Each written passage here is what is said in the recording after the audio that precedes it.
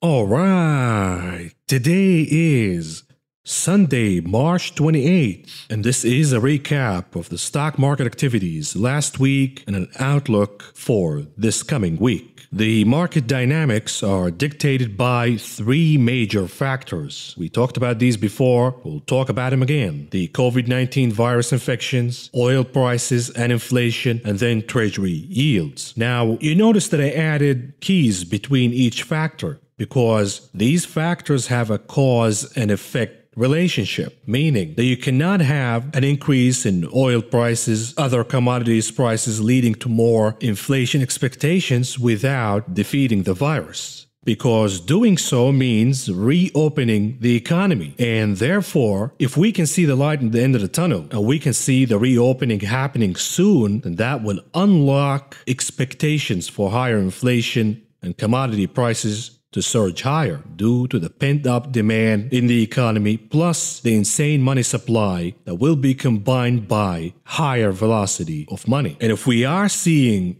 an increase in commodity prices and inflation expectations, then that in turn will unlock treasury yields to surge higher. And this is what the market is battling with the last few weeks. It is processing the new information, news, etc. And it is asking a question, is this positive or negative for each factor? And does it qualify to unlock the next factor? For instance, let's do this exercise together. Here's a headline indicating the surge of COVID-19 cases in France, leading Germany to consider restrictions on entry from France. Now, is this defeating the virus? Is this positive or negative toward unlocking the next door of inflation and higher oil prices? The answer is that this is negative, because it is yet another indication that the road to recovery from the virus is a lot longer and harder than most of us expect. Extending lockdowns and delaying reopenings will tamper inflation expectations. Of course, Europe is having a problem with the vaccinations because their genius leaders decided to ship the vaccines abroad before administering the vaccines within their own population, and this is causing a problem. But again, you have the EU having trouble with COVID, but you also have the US recovering faster and sooner, and therefore this is what the market is debating under the virus category. Good news versus bad news, and whether it unlocks the door of inflation or not. Because once again, Europe is struggling with the virus, but the US is doing a lot better. That is the assumption, but here is the headline. And this is what the market has to process every single day. COVID-19 cases in the US are increasing again. So now what do you say? Are we closer to unlock the door of inflation or not? Based on the headlines I showed you so far, it doesn't look likely. But here's another headline. White House reviews whether to lift intellectual property shield on COVID-19 vaccines, meaning that the vaccinations will be produced rapidly and will be available to more people. And the market looks at all of these factors, all of this news, and says to itself, well, wait a minute here. Yes, we are having trouble with the virus in certain regions. But again, the solution is the vaccine. We are making a lot of progress regarding producing the vaccines. So I'm going to turn a blind eye on the problems of rising COVID cases because the stock market did not care about rising COVID cases last year. And this year, the bonds market is not going to pay attention to rising COVID cases at all. But the bonds market is paying attention to lockdowns and vaccines. If the progress in producing vaccines is going as expected or better, then the market will turn a blind eye to the rising COVID infections and will say, all right, the vaccine, it's just a matter of time before it would be available to everybody, therefore unlock the door of inflation. Now, the door of inflation has several factors to consider before unlocking the door of treasury yields, meaning the rise of the US dollar the last few weeks. Is it good or bad for inflation? That's bad for inflation because the rise of the dollar index adds pressure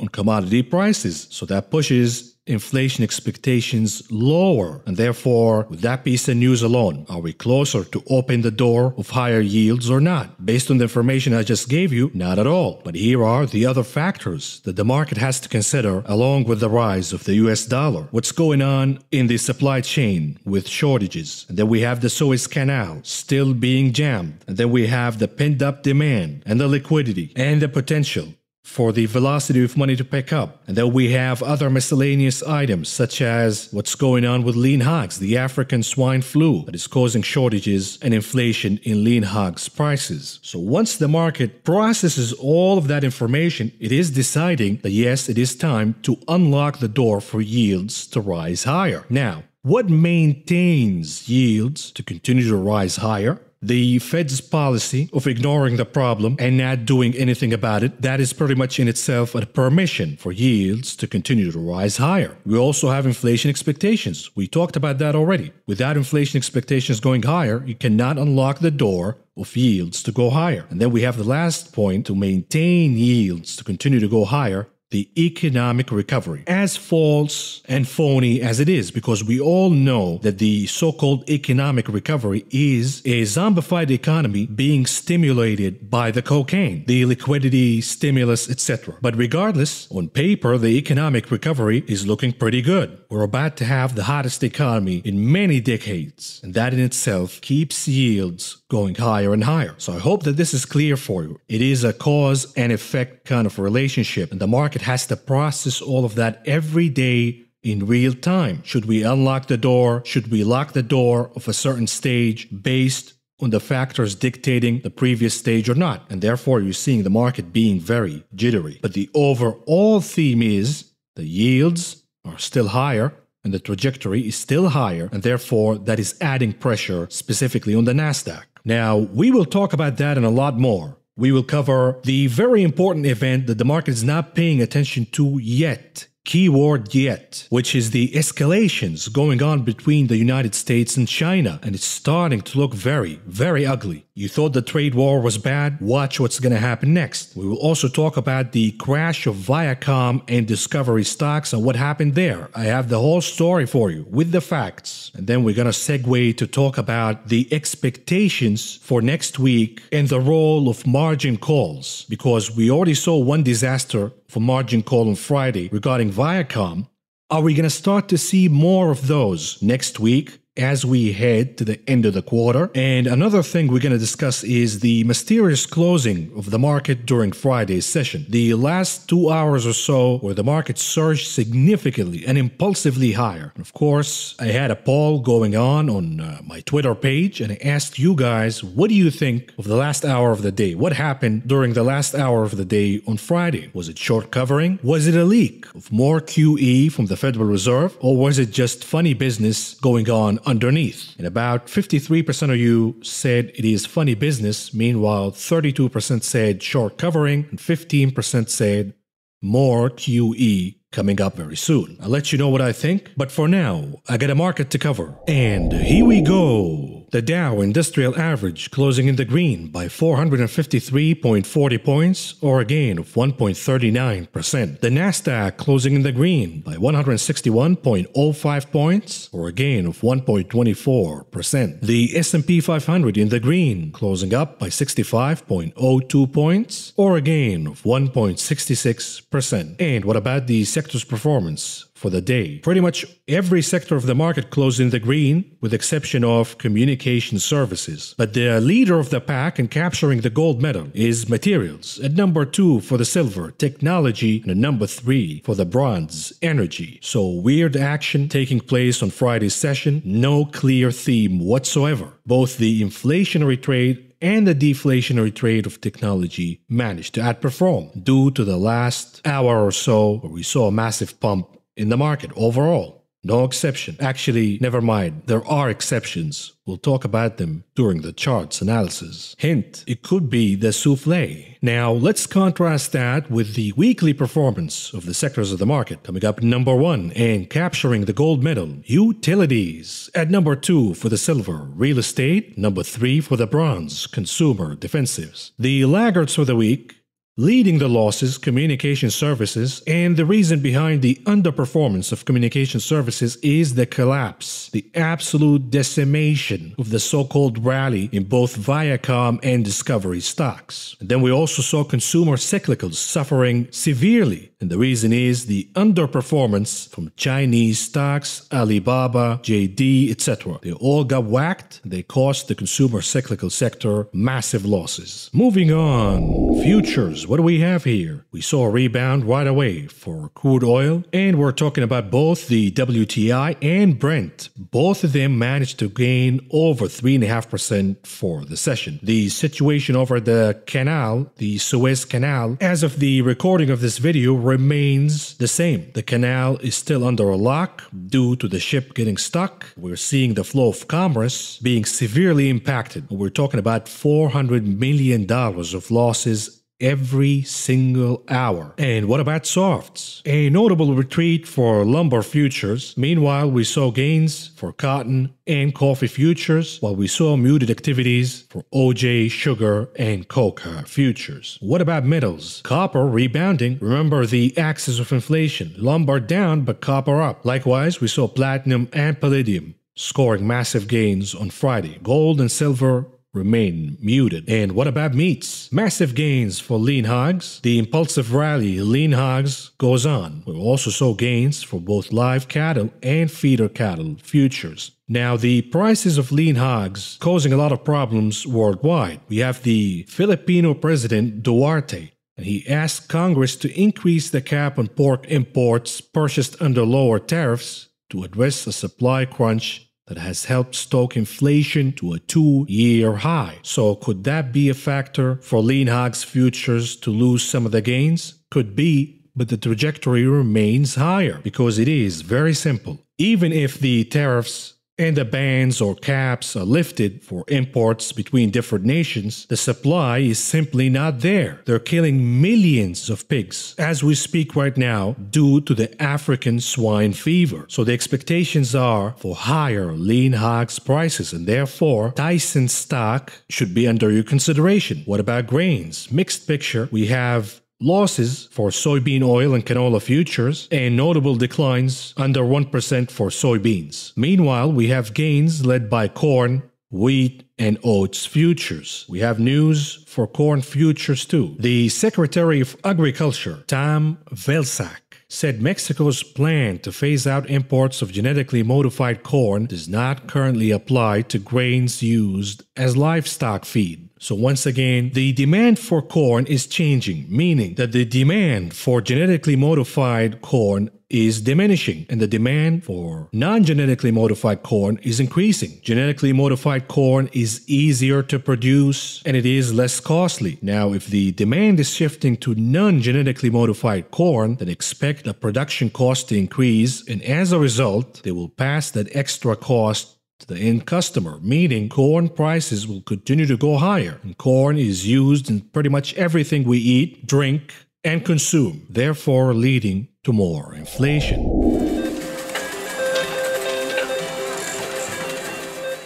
Moving on to the big casino, the options market. What do we have here? We are still waiting for the anticipation of the stimmy checks, and some of those already arrived in the market. Leading the pack at number 1, Apple, by 1.3 million contracts. About 66.5% of those were calls. Number 2, Tesla, and check out the volume. Over 1 million contracts. Here comes the stimmy cash. About 51.5% of those were calls. And at number 3, NIO, with a little over 650,000 contracts. About 55.5% of those were calls. So we are starting to see the stimmy money arriving in the market, buying call options, of course. And what about the unusual activities that took place in the options market on Friday? What about the ticker TAL? This is for TAL Education, one of those remote education companies, and we know that these names got whacked severely this week. Absolute destruction due to the collapse of some Chinese names, notably GSX. There was a mysterious dump, a very large one, from the American holders of GSX, causing the name to collapse over 40% on Friday alone.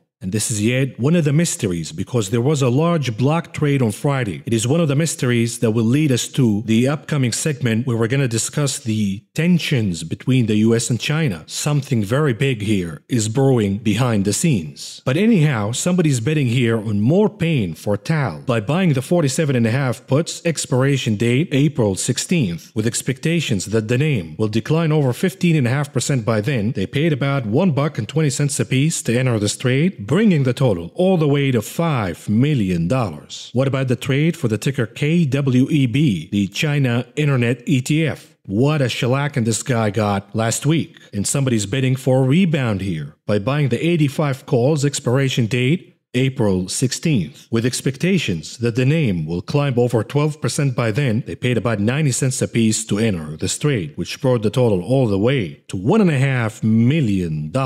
What about the trade for the ticker iQIYI, another Chinese company that got absolutely clobbered this week, down over 50%. But here we have somebody bidding on a bounce by buying the 20 calls, expiration date April 16th, with expectations that the name will climb over 15% by then, and they paid about $1.60 a piece to enter this trade, which brought the total all the way to $2 million.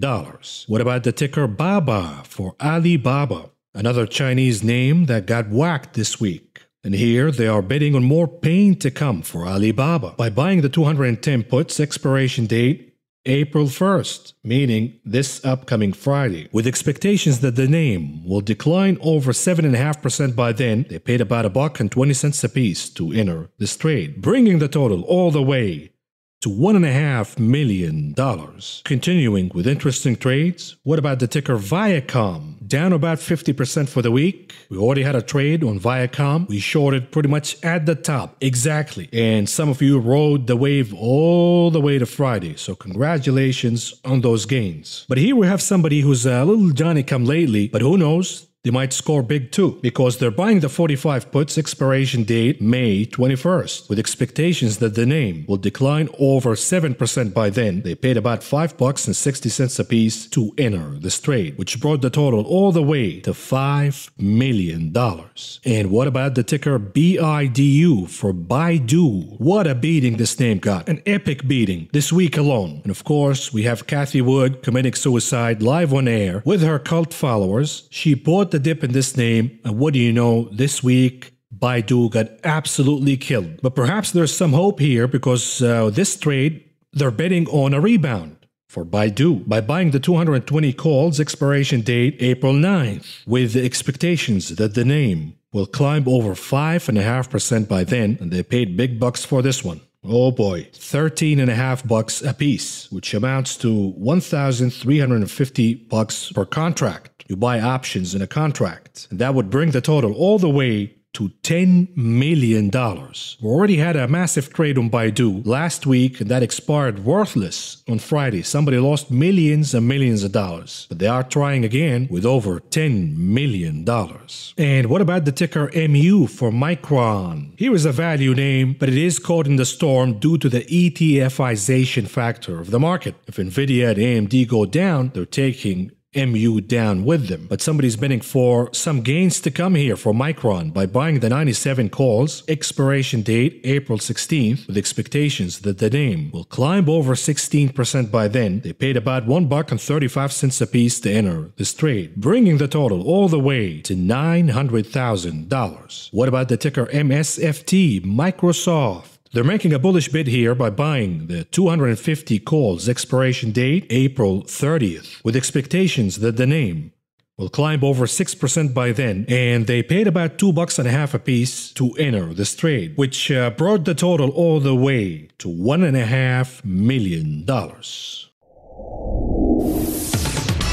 Moving on to the headlines that shape the day, starting with macro news. And we will start with the macro data we received on Friday, and then we will segue toward the issue with the Suez Canal, and then to the main subject of the day regarding the tensions between the US and China. And then we have some COVID updates, and here we go. On Friday, we got a pulse on consumer sentiment, and here it is. US consumer sentiment continued to improve in late March to a one-year high as more Americans got coronavirus vaccinations. Now, how could we not expect consumer sentiment to be higher when we are throwing stimmy money all over the place? And what about personal income? Personal income down 7.1% compared to the number that we got last month of 10%, meaning that personal income is correlated with the stimmy money. When we see a round of stimulus checks, we see personal income spiking higher. And as soon as we see the stimulus money being spent in the economy, right away you see personal income retreating lower. And this is yet another indicator that this economy we have, this so-called recovery, is just a zombified economy taking hits of morphine, aka the government stimulus. And we're gonna need more and more and more stimulus to continue to keep up the pace of this so-called recovery. And you might say, oh, but this is deflationary. You're admitting that the risk of deflation is higher than the risk of inflation because we're depending on the stimulus, and once the stimulus is gone, we're going to see deflation, yada, yada, yada. You're not factoring in the money that was already spent, and we're seeing the impact right now, the inflation that is happening from the first round of spending. The money went on the hands of very few, by the way. The people got $1,400. Meanwhile, corporations, Wall Street, banks, all got billions and billions of dollars. This was almost a $2 trillion bill. Only $300 to $400 billion were spent on stimulus checks. The rest is still floating in the so-called economy, and it is chasing commodity prices, pushing them higher and higher and higher. Therefore, the risk is actually not for deflation, it's for stagflation, because we are going to keep the inflation. Meanwhile, our personal incomes will be dwindled down quickly without more stimulation. Here is yet another indicator that the stimmy money is causing inflation. Yes, personal income goes down quickly, but the inflationary effect of the spending floats around for a lot longer. Here it comes. Used car prices soared 3% in just the last 2 weeks. So perhaps the stimmy money is not finding its way in the stock market via call options buying, but it is finding its way in the used car market, meaning that people are buying used cars. And therefore, I recommended CarMax stock. I added it to my portfolio. Some of you did, and so far, so good. And we expect this trade to continue to gain because this is just the beginning of the inflation in used car prices. Factor in the shortages of chips, leading the supply of new cars to dwindle, and now we're about to have a lot of demand for used cars. So if you have a beater car, keep that thing alive. Maintain it, do the necessary oil changes, etc., because you might be able to sell it for a small fortune very soon. What else did we get on Friday morning? We got PCE core inflation. Now, according to the Manufacturing and Services ISM surveys, producers are saying we are getting killed by inflation. Input prices are rising significantly higher, but the propaganda-cooked numbers from the Federal Reserve and the Bureau of Labor Statistics are laughable. We already caught them cooking the CPI core inflation data, aka known as CPLI, and now they're cooking the PCE inflation data because the headline was that there is no inflation. Inflation is in line. Let's see if it is really in line or not. Here's the headline from Redfin. 39% of homes sold above the list price, meaning that there is an epic stampede going on right now in the housing market. These zombies with their wallets wide open, they want to stampede and buy homes because mortgage rates are low. So let's stampede and buy homes above the list price. That makes you very smart, isn't it? Just to lock in that low mortgage rate. Right? My question is, what happens when the value of your home plummets after the bubble burst? But hey, the Bureau of Labor Statistics says there is no inflation. The Fed says there is no inflation. But the market is not listening. The market is calling bullshit. The Federal Reserve believes that inflation will be transitory. Markets seem to disagree. Investors would do well to prepare for the possibility that the Fed is wrong. And this is what the bond market is saying. They're saying we're calling the bluff from the Federal Reserve. Jerome Powell is a shitty poker player. We're going to call his bluff. We're going to sell those bonds and push yields higher and higher and higher because he keeps saying we're not thinking about raising interest rates. We're going to make you think a little sooner and faster here, Mr. Powell. But I know what the naysayers are going to say. The bulls of the NASDAQ. But the Fed. But Papa Jerome. Papa Jerome got our backs. And he's going to do something about these yields rising higher. Operation Twist. That's going to solve it. Well, Operation Twist is already happening. And it's not working. Here we are. The Fed just exceeded its minimum stimulus again. 6 weeks straight of QE being above $120 billion. To be clear, this has not happened since June of 2020. And the Fed is keeping that printer hot. And they are buying long-end bonds more than they are buying shorter-end bonds. Meaning you already have more QE and you have Operation Twist going on right now as we speak. And it is not working because even Larry Summers gets it. Former Treasury Secretary Lawrence Summers reiterated his warning that the U.S. risks faster inflation. But rest assured, the Federal Reserve is listening and paying attention to all of these concerns about inflation, right? Wrong. U.S. inflation is set to be contained just above the Fed's 2% target. Rising market interest rates are a sign of optimism about the economic recovery. Philly Fed President Patrick Harker says, "Okay, Mr. Harker, I got a question for you. So yields are rising for quote-unquote the good reasons, right? That means that you guys are not going to do anything to manipulate the bonds market or manipulate yields lower because they're rising for the good reasons. Am I right, Mr. Harker? And if that's so, then why is the Federal Reserve doing more QE and Operation Twist behind the scenes?" That's question number one. You don't have to answer because we already know you're bullshitting. But here's question two. You're saying that you're going to contain inflation at a little above the 2% target of the Federal Reserve. How do you guarantee that, Mr. Harker? Do we have any insurance that inflation is not going to exceed the Fed's target? And if it does, what is the remedy, Mr. Harker? Are you saying the Federal Reserve is going to raise interest rates? And how does that jive with the not thinking about raising interest rates till 2023? You don't have to answer, Mr. Harker. I'm just asking the questions. And what about the godmother, Janet Yellen? Janet Yellen now open to U.S. bank dividends payouts and stock buybacks. And therefore we're saying buy financials, buy bank stocks. A, they will benefit from the rise in yields. B, this new regime of the Janet Powell or Yellen Powell, whatever you want to call it, is 100% committed to favor big banks. And they're just paving the way for bank stocks to surge impulsively higher. Are you in the ride with me or are you not? Are you still chasing Tesla and Peloton, Plug Power, all of that garbage to the moon, bro? Or are you getting the message? That is the question. But here is the question for the godmother from Sven Henrich. Am I the only one that thinks something rotten that Yellen, who got paid over $7 million by banks for quote-unquote speeches, is now a mere 2 months into her job, and she is the biggest proponent of buybacks and dividend payouts for the very banks that paid her? Question mark. Let's segue to the Suez Canal and what is going on over there. The situation as the time of the recording of this video remains the same. The ship is still jamming the traffic over the Suez Canal and global commerce is being disrupted to the tune of billions and billions of dollars every single day, adding to more inflation expectations. Around 10% of the world's oil and 12% of global trade goes up and down the Suez Canal.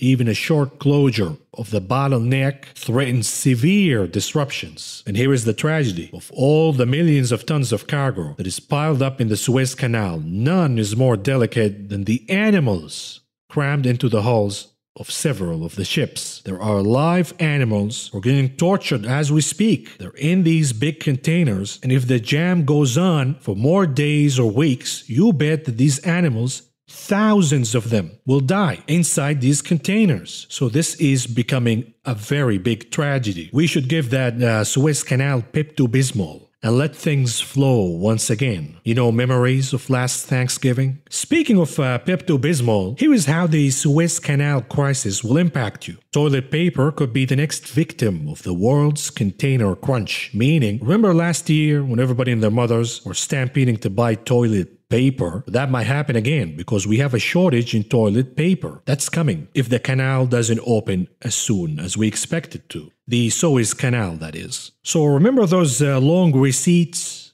that you got from CVS? You might want to keep those I'm not sure what you're gonna do with them, but just keep those even though the coupons already expired. And of course, always bet on the meth head zombies over in Florida to imitate everything bad that is going on in the world and just add their own unique touch to it. Moving on to the main subject of this video, the rising tensions between the US and China. Matter of fact, between China and the rest of the world. We do have the situation over at Xinjiang region, and it is one of the biggest humanitarian crises of the 21st century, happening right before our eyes. And the world is starting to rise against the atrocities committed by the CCP. Among them, Western companies who are speaking out loud and saying, we don't support what's going on in Xinjiang, or we're not going to import any cotton from that particular region. And now China is punishing every Western company that opposes its stance over Xinjiang. And we have more and more tensions brewing, with the US SEC planning to delist Chinese companies.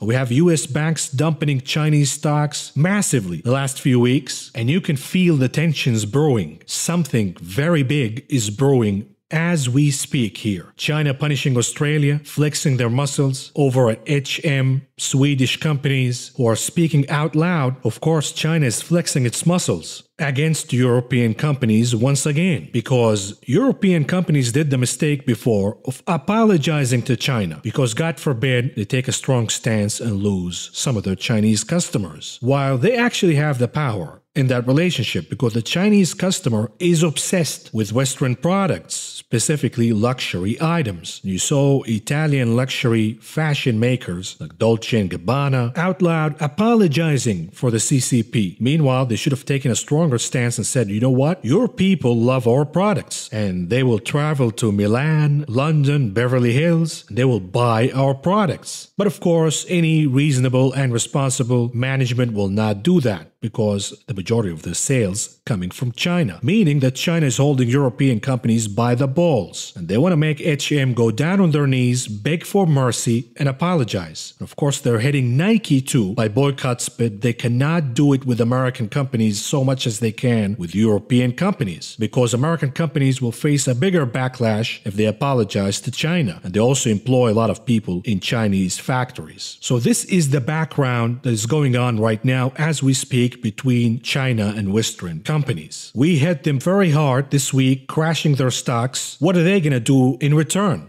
Is China going to start dumping bonds to add more pressure on the Federal Reserve, causing more chaos in the stock market? That is a possible retaliation. But here is the big bomb that could unleash and unlock a massive escalation between the US and China. A former US health official, this is the former CDC director, saying that he believes the COVID-19 virus originated from a lab over at Wuhan, China, meaning that the virus escaped the lab, they knew about it, they released this poison to infect the world, and they hid it. They pretended that there is nothing going on when they knew that the virus is already spreading all over the world. They did not lock their borders. They continued to let Chinese tourists travel all over the world. And of course, this means that if it is true, and it is proven that the virus escaped from a lab over at Wuhan, China, we're about to head in a major escalation against China. And there will be lots of victims, lots of stocks, lots of losses for companies on both sides. We're going to have to move on to the next step of decoupling with China entirely.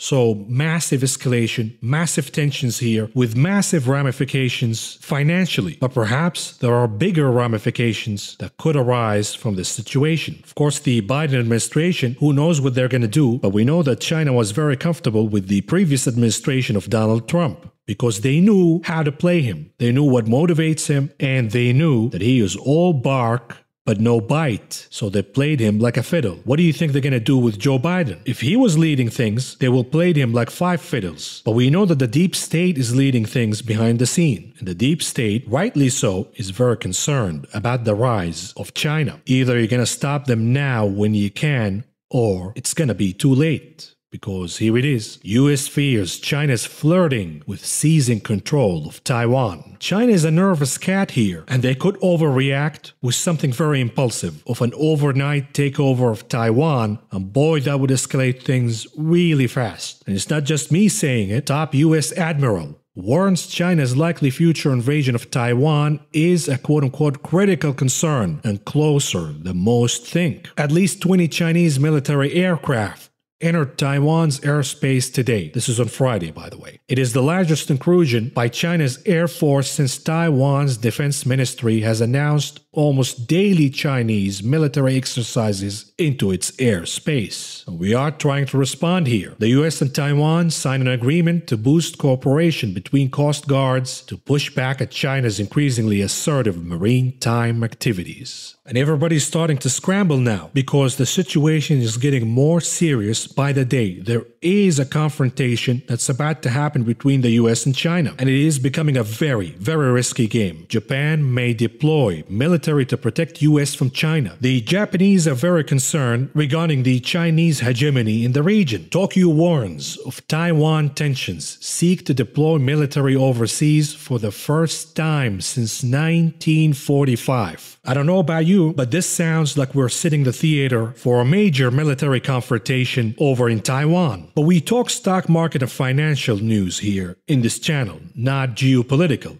even though they're all intertwined. So what is the impact from all of these tensions on US companies? Western brands need to reassess their China strategy and assume it is a different country than it was 20 years ago. Companies like Nike and H&M are facing boycotts in China. The ability to thread the needle and not choose a side is becoming less possible. What do we mean by that? Nike is playing politically correct, the woke card here in the US with calling Kaepernick and all of that. If they do business in China and turn a blind eye to what's going on in the Xinjiang region, the atrocities, Nike would face a backlash from the American and Western consumer. On the other hand, if they go on and criticize what's going on in China or say we're not importing goods from a particular region, then now they have to face the backlash from China and the Chinese consumer. So these American companies like Nike, Apple, Tesla, etc., they're going to find themselves between a rock and a hard place, trying to thread this needle between pleasing the US consumer and pleasing China. My take is you can please one side. You can't have both. We're heading for a massive escalation. And if they are indeed responsible for releasing the virus from a lab, boy, this thing hasn't even started. Speaking of the virus, and going all the way back to the intro of this video, with the 3 factors dictating the market dynamics. Here are headlines under the Black Swan category for COVID. A new variant of the coronavirus with 10 more mutations than have ever found on any other version was discovered in travelers from Tanzania. Here's another one. Staggering under its worst period of the pandemic, Brazil is facing a daunting development, a rising number of deaths among the young. Who knows what kind of mutation is going on over there? And if it is indeed killing the young, then talk about throwing a monkey wrench on this whole thing altogether. Because remember, the pandemic we had 100 years ago, the Spanish flu, it started as killing older people. But then in the later stage, the most impactful stage, it started targeting and killing younger people specifically. Is this virus about to behave the same way? And if it is, then the whole thing goes in scrambled eggs. Forget about inflation, forget about the stock market, forget about the economy. We're heading into something we have never seen before and never dealt with before. So that is the Black Swan event that investors have to keep in the back of their heads. We have the vaccine optimism, we have the reopenings going on, that's the market consensus for now. But this kind of news makes you stop and wonder and ask questions. And this is precisely the time to start asking questions. Am I overweight with the travel names, the quote-unquote reopening names? Perhaps taking profits there is not a bad idea. Moving on to sentiment news, starting with our other main story of the crash in Viacom and Discovery stocks. Now, a lot of you remember that a couple of weeks ago, I made a video and I covered the Viacom chart. And I told you, using the Fibonacci retracement levels, that if we reach 100 in Viacom, I will be shorting with both hands. And indeed, once the stock reached 100, I shorted and I issued the tweet announcing that I entered the position. Some of you followed me, and what do you know? We scored massive gains the last couple of weeks because the name declined over 50% from the highs. So what happened here with the Viacom situation? Here was what happened. Viacom CBS Discovery plunged due in part to forced liquidation of Archegos capital positions. I'm not sure how you pronounce that correctly. Archegos?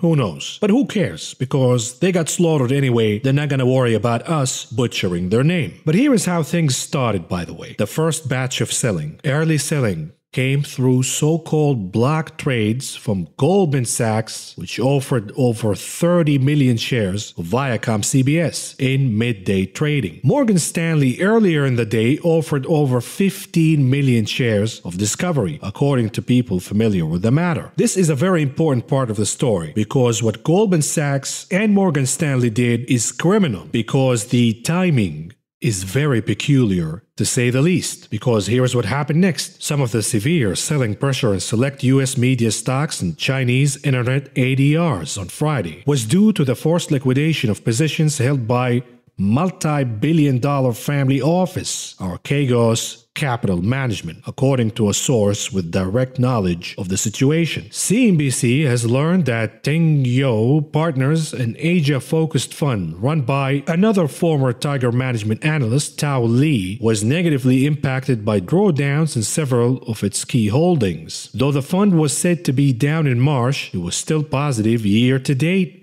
according to the source. And that is just adding more misery to the stock price, in addition to the fund that just blew up on Friday. The common thread is defunct Tiger Asia Management LLC founder Bill Wang, who now runs Archegos Capital. His fund was and may still be a large owner of shares in both Viacom and Discovery. Mr. Wang's fund is known of employing leverage. Who is the amateur who wrote this article? Meaning it borrows to invest in more securities than it could own with its own capital. One person familiar with the matter said Mr. Wang's fund received a margin call from one of the investment banks, not necessarily Morgan Stanley or Goldman Sachs. It was unable to meet it. As a result, that bank and others began to liquidate stocks owned by Archegos. So the moral of the story here is, Goldman and Morgan Stanley issued more shares last week, and that was the first batch of selling. Did they know about the upcoming blow-up of Archegos? Of course they did. And therefore they decided to issue the stocks last week, ahead of time. And now we have this fund who was gambling with money, on margin, buying stocks here and there. Now the stock market blew up, specifically in the speculative names, Chinese names, the mania names, and all of a sudden they received a margin call. Right away, their lender, the bank, decided to sell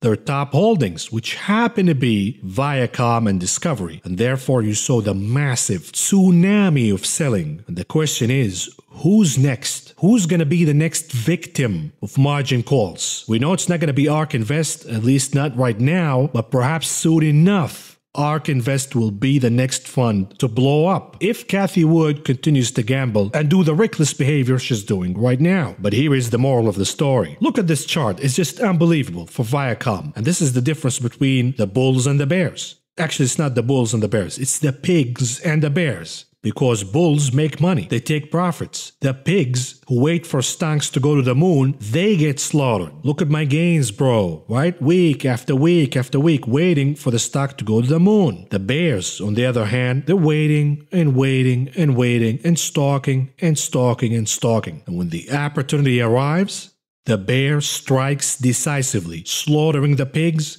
and capturing all of the gains that took them weeks to build in one single week. And we know the bears have to book their profits because they have to cover their shorts. That's the difference between bulls, bears, and pigs. Pigs always lose their money. They're waiting for the moon. Bears are very tactical. They wait and wait. Stay patient. When the opportunity happens, they strike decisively. We are continuing in sentiment news, and here is the next fund, the next bomb that could blow up in the stock market, ARK Invest. ARK Innovation ETF's top 10 holdings, the percentage below the highs. Massive losses.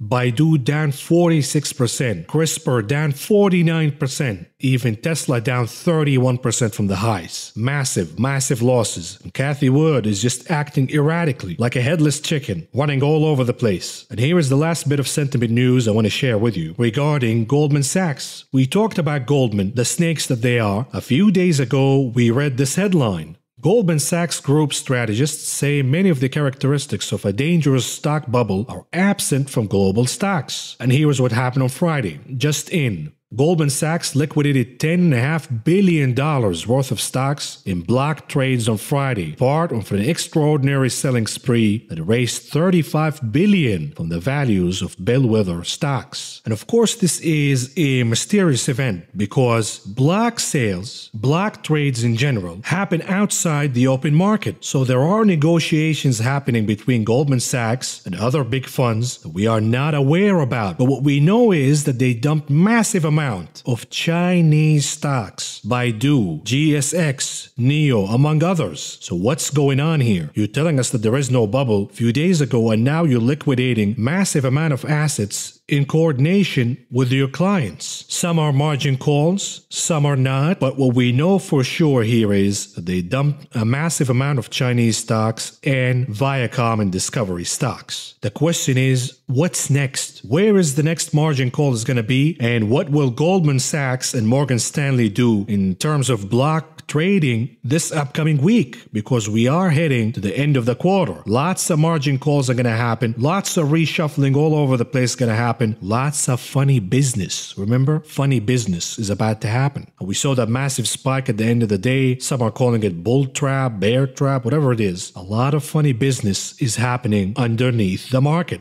Moving on to corporate specific news. Starting, you guessed it, the Soufflé. What else? Elon Musk tweets Tesla could become the biggest company. Of course, Reverend Elon Musk is a con artist, one of the biggest con artists in history, and his scam managed to outlive every and any doubters, pushing Tesla stock to be valued all the way to $800 billion, the biggest scam in human history. And now he goes on Twitter saying Tesla will be the biggest company in the world, and probably within a few months. There's no shame whatsoever.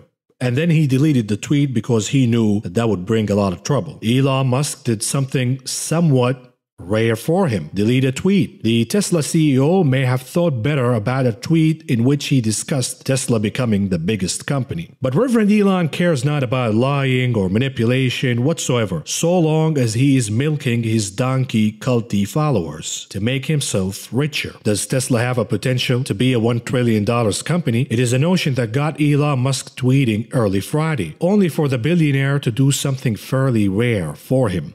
Delete a post. The exchange started with a tweet by an account that regularly features promotional posts about Tesla and quote-unquote full self-driving. Who knows who's behind that account? I think that you get it, right?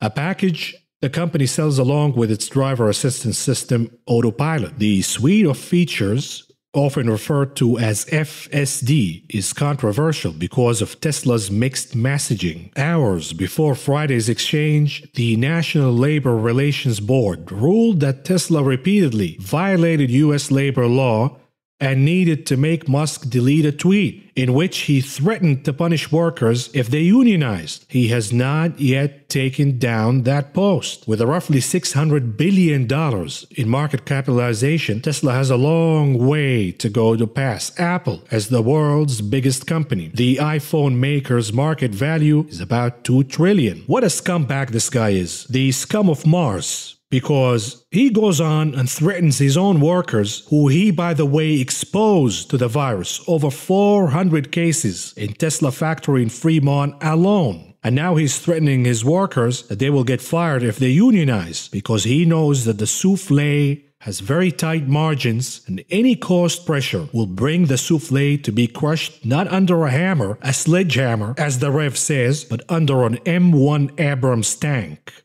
And therefore he's fighting unionization. He's also spewing these lies and propaganda that Autopilot is coming. Just like his robo-taxis, remember? That were supposed to come out in 2019, and claiming that his company will be the biggest company in the world, without a doubt, to lure more investors to fall into this sinkhole where we know that Tesla will never exceed Apple as the most valuable company in the world. Not even 5 or 10 years from now. Tesla will not be the most valuable company in the world, but he has to offer anything for his culties to cling on, any hope to cling on as the Soufflé melts in real time. Moving on to the heat map analysis. Let's see what happened this week. Here is a weekly heat map. Right away, the inflationary trade remains in charge. Banks, even though with mixed performance here, managed to close in the green, industrials, materials, energy, consumer defensives, but we are starting to see some weakness within the inflationary trade. Banks were muted, the big ones. We saw some losses in industrials, specifically in the reopening trade. The reopening trade, that's another one that underperformed this week. Airlines, casinos, cruises. And I told you, I am becoming bearish and already shorted these names. But we have Boeing falling over 4% in industrials.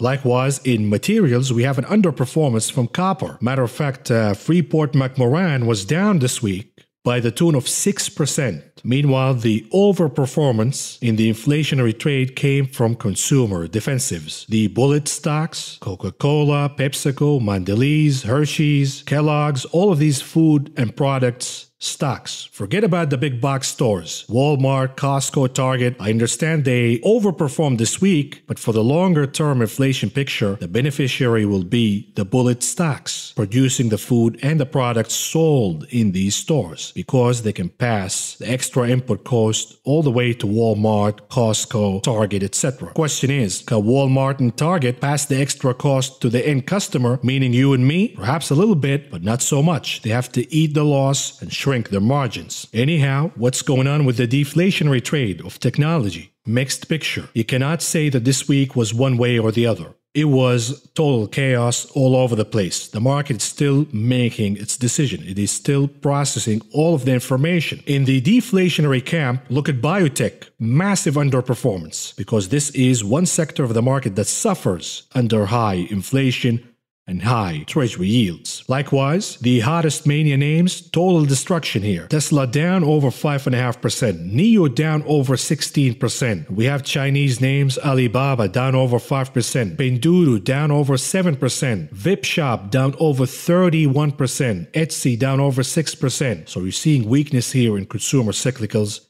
Some of the hot mania names in the inflationary trade. Likewise, the new IPOs at a whack names like Airbnb, Snapchat, Twilio suffered severe losses. In addition to Viacom, Discovery, they're not inflationary stocks, but they are part of the mania. Viacom down over 50%, Discovery down over 45% in a single week. A name like Roku down over 11%, Square down over 5%, Palantir down over 7% again, Trade Desk down over 8%. Meanwhile, we did see some overperformance from big tech. We're talking about Apple, Microsoft, and the value names within technology. Cisco over 7%, IBM almost 6% gains, Oracle 6% gains, Adobe over 6%. So these old school technology names are outperforming, along with the semiconductor names due to the chip shortage. But it is certain names within the chip sector that are outperforming. Mainly the infrastructure names, the infrastructure of building chip manufacturing equipment. We're talking about AMAT, we're talking about Lam Research, we're talking about ASML up over 14% this week alone. And we are talking about certain chip names that happen to be value names like Broadcom, Intel, Texas up over almost 7% this week. We have Taiwan rebounding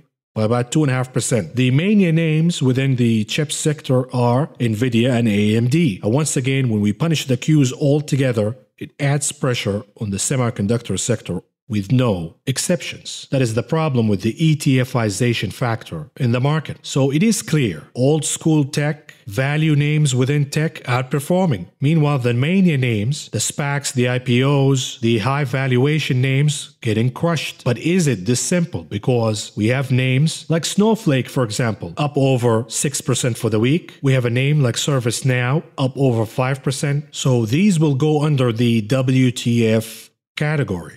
What about the weekly heat map for the ETFs in the market? What's going on here? Right away, you can see an outperformance from technology, specifically for semiconductor ETFs, such as SOXL up over 8%. We have the TECL up over 7%. Muted activities for energy and financials. The XLE, XOP, XLF, KRE. We saw some losses here because yields remained stable. But the market's still confused because we saw a retreat in financials, just a small one, along with energy, aka the inflationary trade. Yet we also saw the XBI for biotech suffering severe losses, over 8%. So the market is still processing It's not choosing one way or the other. It's doing the same process we exercised during the intro of this video, and it's sending mixed messages. If the market is favoring the inflationary trade, then biotech should have outperformed this week. That was the opposite story. We also saw the TNA tracking the IWM and small caps suffering severe losses. Meanwhile, the inverse index that shorts the IWM, the TZA, managed to close with massive gains over 6.5%.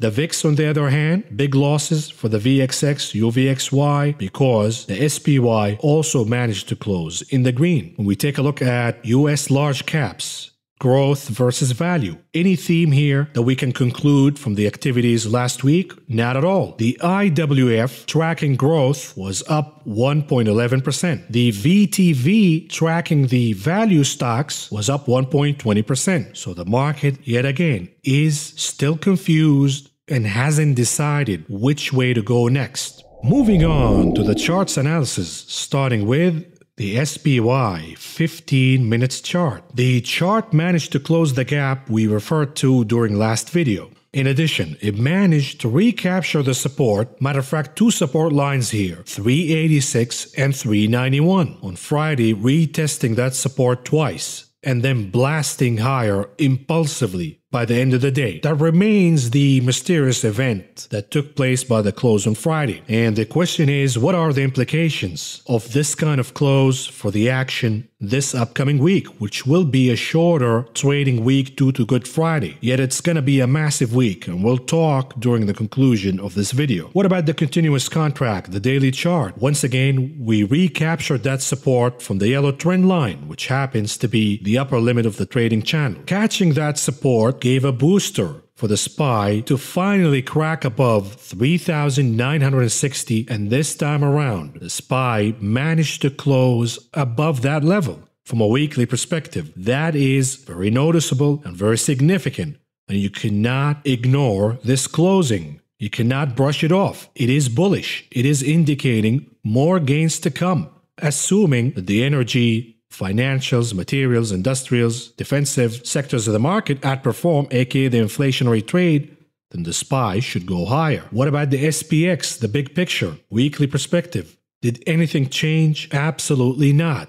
We are still facing the resistance, as you can see from the trend line, but we haven't closed above that line from a weekly perspective. Until and unless that happens, the inevitable destination for the SPY is a reversal, meaning short term, the charts are showing bullish behavior. Long term, so far, we're looking at a reversal coming in the next few weeks. Moving on to the Qs, 15 minutes chart. We have a similar story here. We talked about 313 as the center of gravity. When you're above it, it's pulling you down. When you are below it, it is pulling you higher. And right away, you saw the massive close here for the Qs above 313. So that remains the risk, being pulled back to 313 and dumped again. How do you end this misery if you were the Qs? You end the misery of dealing with 313 by closing above 323 and retesting it for support. If you do that, you are safe from 313. However, and this is very important, so pay attention, you should not gap higher to reach your way there. You have to do it during the trading hours, giving 313 the respect she deserves. Gapping higher overnight like a bunch of thieves is not going to sit well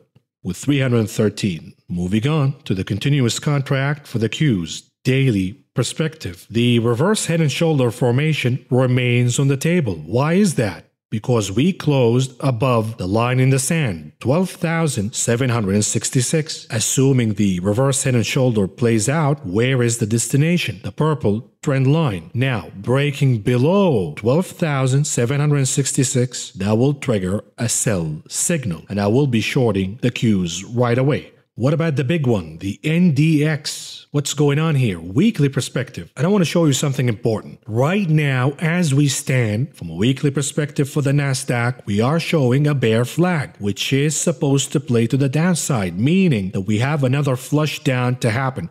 Another leg down, and that's going to happen within the next few weeks. But I'm also highlighting the reversal back in September of last year because it started looking as a bear flag and then it morphed into a bullish pattern. So we have to watch out for that. Could the bear flag go down the toilet and we see another leg higher for the Nasdaq? Possible, but we have to watch out for the signs. What happened in September of last year? We saw the massive reversal down and it looked like a bear flag being formed until we closed above half of the body of the pole. And you see the green candle I'm pointing at right now. This was the first sign that this is not going to be a bear flag and we are likely to reverse higher, not lower. And then came the next confirmation of making a higher low in the candle I'm pointing at right now. That was the 100% confirmation that the Qs is not going to flush down. We actually have higher prices to go. In the current formation we have right now, the picture remains bearish. It remains a bear flag formation. But you have to look out for the signs and signals, just in case you need to reverse your stance. What about the IWM? Weekly, 15 minutes chart. How about that? What do we see here? The double top led us to a series of bear flags going all the way down, ABC pattern. And now we have the aftershock. It is not a reversal yet. It is an aftershock of the stock, in this case the IWM, bouncing higher. We have a series of higher lows, and if that continues, then we could confirm a reversal higher. But if we do break the pattern of higher lows, then watch out, because it will be an ominous signal for lower prices to come. Now, let's take a look at the rut from a daily perspective. What do we see here? Continuing our discussion from last video, we have a series of higher highs and higher lows, until and unless you negate that pattern by creating a lower high or a lower low, or perhaps both. The pattern remains intact. But it is notable that we have negative divergence on the RSI, signaling a loss of momentum in the IWM and the Russell 2000. But if you want to be sure before you short anything, you gotta wait till we make a lower high or a lower low, but preferably both. What about the Dixie, the dollar index? Tricky Dixie, what's going on here? We do have a resistance line we're about to hit around the levels of 93, which should stop the dollar index at least for the short term. And we will be looking for a reversal if that happens in the dollar index. Of course, we need a confirmation. Let's say we hit 93, then we reverse lower, closing in the red. You need to have a confirmation candle the following day. And you need to have a confirmation from commodities such as copper, lumber, grains, but most importantly, gold. What do we see in gold? We are still struggling to break above 1740. Now, if the US dollar is going to reverse from 93, then the rationale goes as gold will break above 1740. So we are still in this battle. Gold 1740, dollar index 93. And of course, you got to keep in mind, gold doesn't like the rise in treasury yields. So if we see yields rising higher, along with the US dollar, that would be a double whammy against gold. Once again, if you are trading gold, you gotta watch the dollar and yields. So it is becoming a very complicated trade here, not worth the headache, because the gold bugs are on their nerves every single day, because you have Bitcoin that is impacting gold prices, but most notably yields and the dollar index. Even if you catch a break from yields, well, now you have the dollar index smacking you in the face by rising higher. And if we see the dollar reversing lower, but yields turning higher once again, here's another smack right in the face for the gold bugs. So it is becoming a very stressful trade. Yet if we want to talk about stressful, look no further than Bitcoin, because Bitcoin is trading pretty much 24 hours, non-stop, and the moves are becoming very volatile. Now we have this bear flag that played to the downside, and now we saw a bottoming formation from a short-term perspective. Yet you have to pay attention to the negative divergence we're seeing in the RSI. We have a lot of bad news here for Bitcoin. They're coming after it. They're already talking about it all over the place, trying to grease the public for an upcoming seizure of Bitcoin. I tweeted that this week, and I heard Bill Maher over on his show accusing Bitcoin of being associated with money laundering, hacking, cyber crimes, and becoming a national security issue. What do you think going to happen with Bitcoin? I mean, where do you see that going? That's in sort of your area. I see it bringing down civilization, but maybe I'm being an. So no, you know, it depends on what angle of Bitcoin and cryptocurrency, but cryptocurrency is I see it, one of the single enabling factors that has allowed cyber criminals to deploy a massive amount of ransomware across our state and local agencies. It is the anonymous payments, the ability to pay anonymously. But of course, we have all of the talk regarding Bitcoin being unfriendly to the environment and using a ton of energy. They're coming for it. They're coming for it. You have to be blind and stubborn to still believe that the government is not coming for Bitcoin. Now, they might just regulate it, not ban it, but the regulations will be bad for Bitcoin. It's not going to be the hot commodity as it is right now. Moving on to yields. What do we see in the 10-year Treasury yield? This is a 3-hour chart, and we are seeing the series of higher highs and higher lows still intact. Until and unless you violate this pattern, yields are projected to go higher. What about the TLT? We didn't get to the target of 139. The TLT decided to reverse just a tiny bit under 139. We have now dropped to the lowest Fibonacci level. Not a conclusive sign of weakness here, but it is starting to appear. And my line in the sand is 134.5. If we close below that in the TLT from a daily basis, then I will double down on the inflationary trade of financials, materials, industrials, energy, and fade the technology/growth names. 134.50. Watch out for that. What about the VIX? They killed the VIX on Friday once again, closing below 20 for the first time on weekly basis. This is very significant. Now, what does that mean? Closing below 20 in the VIX. It means that we're about to see a massive rally in the S&P 500. We can argue about that, whether that's rational or irrational, possible or not possible, but I'm just reading the charts for you as I'm supposed to. Closing below 20 tells me that the SPY has a massive pop on the horizon. What does that mean? It means that I closed my VIX positions and my SPY puts on a loss. I took the loss because this is what the chart is telling me. My line in the sand was 20, closing below 20 from a weekly perspective, and I am abandoning the long trade in the VIX and the short trade in the SPY. I could be wrong, and we wake up on Monday, markets are down big and the VIX is spiking higher. That's fine. I am just following my rules and my discipline. What about Apple? What's going on here? 15 minutes perspective. We talked about 120 being the center of gravity, and now you managed to close above it from Apple's perspective. This was the mission, the deed, for Apple to close above 120 from a weekly perspective. That is bullish, and as Apple goes, so will the Nasdaq. Yet the challenge remains closing above 125 once and for all to escape the gravity of 120. You have to do it during the day trading activities, not gapping overnight, because 120 is not gonna like that.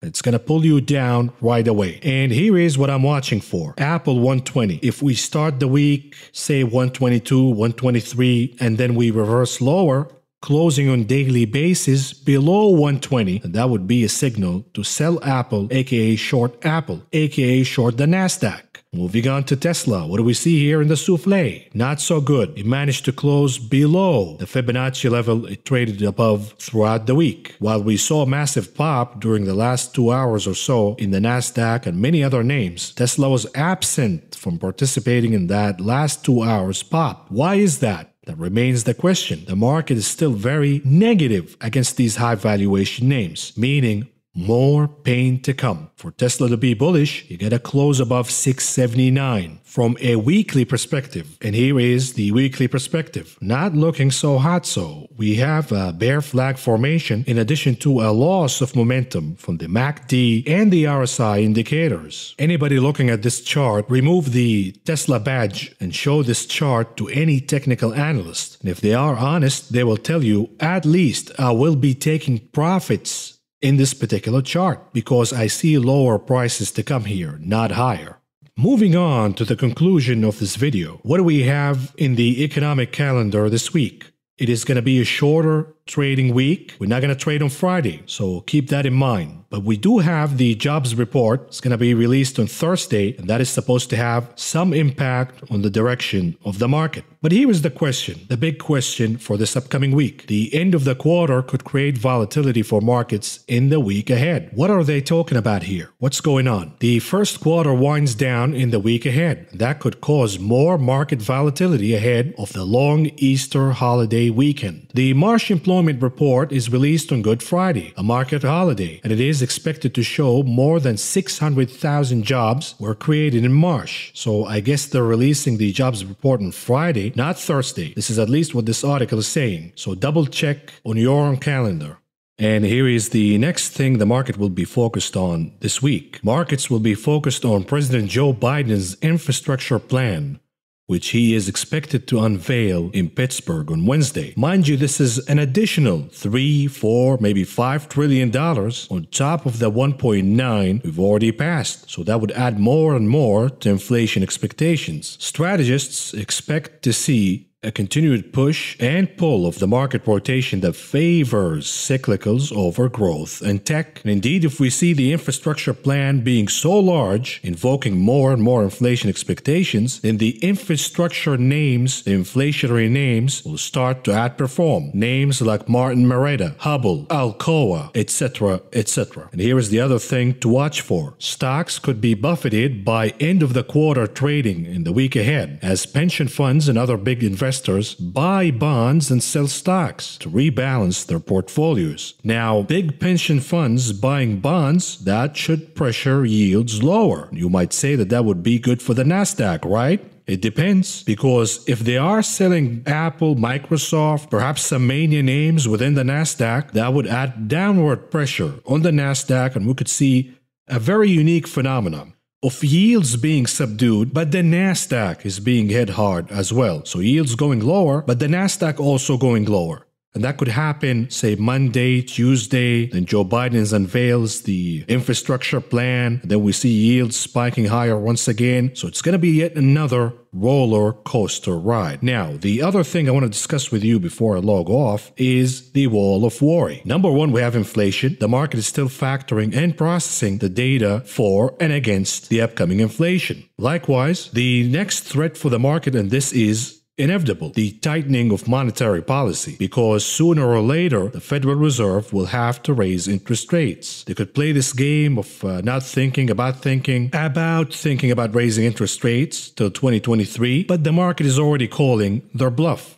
Then we have the risk for higher taxes. Add inflation to higher taxes, lower margins. What's going to happen to the market here? What do you think is going to happen? And then we have COVID. COVID's still in the picture. We're processing the data. The possibility of black swans. For now, the market is comforted by the vaccine advancement, but more lockdowns, a surge of infections specifically here in the US, will push yields lower and maybe the Nasdaq higher. That's the assumption. There are no guarantees it would happen. And lastly, we have the issue we talked about today, which seems that the market is ignoring for now, but the US-China tensions are increasing rapidly, and the situation in Taiwan always been concerning. But now we're seeing China acting as a nervous cat. That is always a dangerous position to be in, because they could act irrationally. And remember, we hit their companies and their stocks very hard this week. How are they going to retaliate? Are they going to do it by dumping bonds, banning US companies, boycotting US companies? Who knows? But China has a level of tolerance. They are tolerating American companies doing business over in China. Meanwhile, we're banning their EVs, we're banning Huawei,